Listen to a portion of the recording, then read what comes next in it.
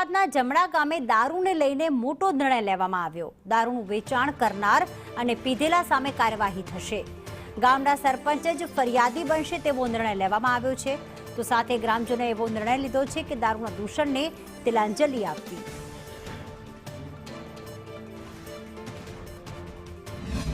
અત્યારે અમારો મુખ્ય હેતુ વેચાણ ઉપર છે। એની અંદર અમારા નિયમો એવા છે કે કોઈ પકડાય અથવા તો અમને કોઈ ડિટેલ આપે વોટ્સઅપ દ્વારા તો એ અમે જાહેર કરવાના નથી, પોલીસ સ્ટેશન આપવાના છીએ। એની પછી પોલીસ સ્ટેશન કાર્યવાહી આપશે અને કાર્યવાહી આપ્યા પછી જો પોલીસ કંઈ નહીં કરે, ધારો કે ફરિયાદી બનશે નહીં તો હું પોતે ફરિયાદી બનીશ। દારૂ પકડાશે હું ખુદ ફરિયાદી બનીશ અને એના ઉપર કાર્યવાહી કાયદેસરની કરાવીશ। અને પછી અમે આની અંદર બિલકુલ કોઈ જાતનો દંડ રાખેલો નથી, કારણ કે દંડવાળું સેટ થતું જ નથી। પાછળથી ઉલ્લંઘન કરી દંડ ભરી અને ધંધો ચાલુ કરી દે છે।